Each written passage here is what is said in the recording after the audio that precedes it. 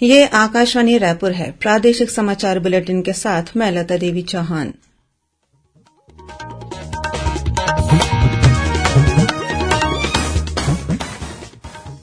और अब पेश है आज के मुख्य समाचार। देश के शीर्ष सैन्य नेतृत्व ने कहा है कि अग्निपथ योजना को वापस लेने का कोई सवाल ही नहीं है। उन्होंने इस योजना को लेकर हो रही हिंसा की निंदा की। मुख्यमंत्री ने केंद्रीय पेट्रोलियम और प्राकृतिक गैस मंत्री को पत्र लिखकर छत्तीसगढ़ में स्थित सभी पेट्रोलियम कंपनियों के डिपो में पेट्रोल डीजल के नियमित सप्लाई करने का आग्रह किया। आज विश्व सिकल सेल दिवस है। प्रदेश के स्वास्थ्य विभाग ने गर्भवती महिलाओं और बच्चों की सिकल सेल जांच कराने की अपील की है। और मानसून की दस्तक के साथ ही राज्य के कई जिलों में बारिश का दौर शुरू। आकाशीय बिजली गिरने की अलग अलग घटनाओं में एक महिला सहित 3 लोगों की मौत।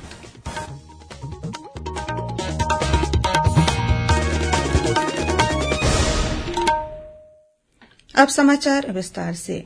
देश के शीर्ष सैन्य नेतृत्व ने आज कहा कि अग्निपथ योजना को वापस लेने का कोई सवाल ही नहीं है। नई दिल्ली में संवाददाता सम्मेलन में उन्होंने अग्निपथ योजना पर हो रही हिंसा की निंदा की। उन्होंने कहा कि उत्पात मचाने वाले लोग सेना का हिस्सा नहीं बन सकते। रक्षा मंत्रालय के सैन्य मामलों के विभाग में अपर सचिव लेफ्टिनेंट जनरल अनिल पुरी ने कहा कि अग्निपथ योजना को लागू करने के पीछे मुख्य उद्देश्य अधिक से अधिक युवाओं को सेना में भर्ती करना है। जनरल पुरी ने कहा कि सेना में यह सुधार काफी समय से लंबित था। उन्होंने कहा कि अगर अग्निवीर राष्ट्र की सेवा में अपना जीवन बलिदान कर देते हैं तो उनके परिजनों को 1 करोड़ रुपए का मुआवजा मिलेगा। लेफ्टिनेंट जनरल पुरी ने कहा कि अग्निवीरों को सियाचिन और अन्य क्षेत्रों में वही भत्ता दिया जाएगा जो वर्तमान में सेवारत नियमित सैनिकों को मिल रहा है। उन्होंने कहा कि अगले 4-5 वर्षों में सैनिकों की संख्या 50 से 60 हजार होगी और बाद में बढ़कर 90 हजार से 1 लाख के बीच हो जाएगी।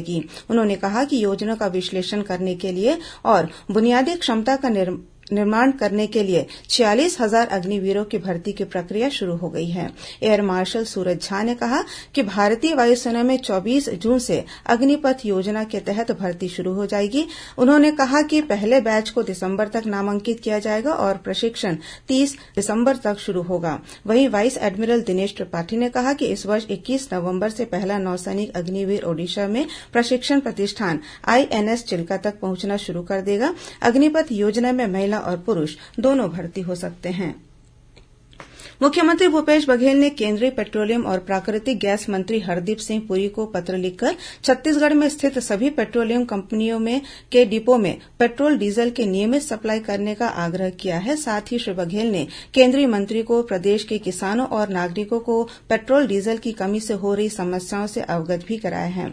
मुख्यमंत्री ने पत्र में लिखा है कि पिछले 1-2 महीनों से राज्य में पेट्रोल डीजल की आपूर्ति में कमी आने के कारण कई जिलों के पेट्रोल पंप में पर्याप्त पेट्रोल डीजल उपलब्ध नहीं हो पा रहे हैं। मुख्यमंत्री ने पत्र में लिखा है कि छत्तीसगढ़ कृषि प्रधान राज्य है। मानसून के आने से कृषि कार्य प्रगति पर है। किसानों को डीजल नहीं मिल पाने से खेती के कार्यों में दिक्कत आ रही है। साथ ही ग्रामीण अंचलों में डीजल नहीं मिल पाने से अति आवश्यक सेवा एम्बुलेंस परिवहन और आम जनता को कठिनाइयों का सामना करना पड़ रहा है। मुख्यमंत्री ने केंद्रीय मंत्री से आग्रह किया है कि Messrs Hindustan Petroleum Corporation Limited, Messrs Bharat Petroleum और Messrs Indian Oil Corporation Limited के छत्तीसगढ़ में स्थित डिपो में पेट्रोल और डीजल की नियमित सप्लाई की जाए ताकि किसानों और आम जनता को कठिनाइयों का सामना न करना पड़े। प्रधानमंत्री नरेंद्र मोदी 26 जून को आकाशवाणी से मन की बात कार्यक्रम में देश विदेश के लोगों के साथ अपने विचार साझा करेंगे। इस मासिक रेडियो कार्यक्रम की यह 90वीं कड़ी होगी। श्री मोदी ने एक ट्वीट में इस बात को लेकर खुशी व्यक्त की है कि उन्हें इस महीने के कार्यक्रम के लिए कई तरह की जानकारी मिली है। उन्होंने लोगों से अपने विचार MyGov या नमो ऐप पर देते रहने का आग्रह किया है। लोग उन विषयों और मुद्दों पर अपने सुझाव दे सकते हैं जिनके बारे में वे मन की बात के अगले कार्यक्रम में प्रधानमंत्री से कुछ सुनना चाहते हैं। टोल फ्री नंबर 1800-117800 को डायल करके भी संदेश हिंदी या अंग्रेजी में रिकॉर्ड किए जा सकते हैं। लोग 1922 पर मिस्ड कॉल देकर सकते हैं और SMS में प्राप्त हुए लिंक पर जाकर अपने सुझाव भी भेज सकते हैं। छत्तीसगढ़ में पत्रकारिता के जनक और साहित्यकार पंडित माधवराव सप्रे की आज जयंती है। इस अवसर पर मुख्यमंत्री भूपेश बघेल ने उन्हें याद करते हुए कहा कि छत्तीसगढ़ में राष्ट्रीय और साहित्यिक चेतना को विकसित करने में पंडित माधवराव सप्रे का अमूल्य योगदान रहा है। स्वतंत्रता संग्राम के दौरान उनकी लेखनी ने सैकड़ों सत्याग्रहियों का मार्गदर्शन किया और राष्ट्र प्रेम की प्रेरणा दी। साथ ही सप्रे जी की रचनात्मक और मूल्यपरक लेखन ने छत्तीसगढ़ में पत्रकारिता को एक नई दिशा दी है। प्रदेश में कोरोना संक्रमण के मामले एक बार फिर बढ़ने लगे हैं। कल राज्य में 94 नए मरीजों की पहचान की गई। इसे मिलाकर प्रदेश में सक्रिय मरीजों की संख्या बढ़कर 406 हो गई है। इस बीच राजनांदगांव के स्वास्थ्य विभाग ने जिले की सीमा से लगे पड़ोसी राज्य महाराष्ट्र में कोरोना संक्रमण के बढ़ते मामलों के मद्देनजर अलर्ट जारी कर दिया है। स्वास्थ्य विभाग ने सतर्कता बरतते हुए जिले में कोरोना जांच की संख्या बढ़ाने और टीकाकरण की गति तेज करने के निर्देश दिए हैं। प्रादेशिक समाचार आप आकाशवाणी रायपुर से सुन रहे हैं। छत्तीसगढ़ की खबरों से है आपका वास्ता और खबरों की विश्वसनीयता से है हमारा वास्ता। आकाशवाणी समाचार रायपुर के प्रादेशिक समाचार बुलेटिन के साथ ही हमारे समसामयिक कार्यक्रम आप रेडियो के अलावा अपने मोबाइल पर भी सुन सकते हैं। आकाशवाणी समाचार फेसबुक, ट्विटर और यूट्यूब पर भी उपलब्ध है। हमारा Facebook page Chhattisgarh news on AIR, Twitter handle CGAIR news और हमारा यूट्यूब चैनल है छत्तीसगढ़ AIR न्यूज। तो अब रेडियो के साथ ही आपके मोबाइल के जरिए भी हम पहुंच रहे हैं आप तक। छत्तीसगढ़ की हर खबर के लिए सुनते रहिए आकाशवाणी समाचार।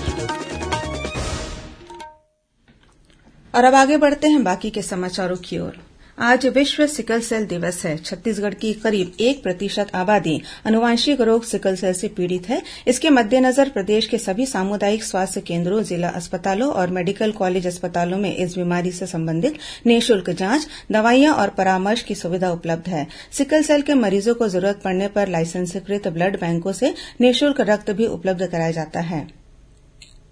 सिकल सेल दिवस के मौके पर स्वास्थ्य विभाग ने सभी गर्भवती महिलाओं और बच्चों की सिकल सेल जांच कराने की अपील की है। विभाग के अधिकारियों ने बताया कि समय पर इस बीमारी की पहचान हो जाने से गर्भवती महिलाओं और बच्चों की जान बचाई जा सकती है।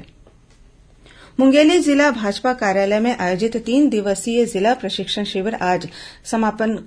शिविर का आज समापन हो गया। इस अवसर पर भाजपा के प्रदेश अध्यक्ष विष्णुदेव साय ने केंद्र सरकार की विकासमूलक योजनाएं और हमारा प्रदेश विषय पर भाजपा सदस्यों का मार्गदर्शन किया। इस दौरान श्री साय ने केंद्र सरकार द्वारा चलाई जा रही अनेक योजनाओं की सराहना की। साथ ही यह भी कहा कि राज्य की कांग्रेस सरकार प्रदेशवासियों को केंद्र की विभिन्न योजनाओं के लाभ से वंचित कर रही है।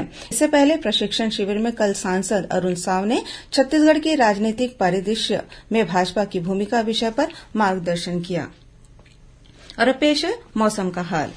प्रदेश में मानसून की दस्तक के साथ ही कई जिलों में बारिश का दौर शुरू हो गया है। आज रायपुर, दुर्ग, बालोद, राजनांदगांव, मुंगेली, महासमुंद, धमतरी और रायगढ़ सहित कई जिलों में तेज बारिश हुई। मौसम विभाग के अनुसार एक द्रोणिका पूर्वी उत्तर प्रदेश से मणिपुर तक स्थित है, वहीं एक अन्य द्रोणिका विदर्भ से तमिलनाडु तक विस्तारित है। इसके असर से प्रदेश में कल अनेक स्थानों पर हल्की से मध्यम वर्षा होने की संभावना है।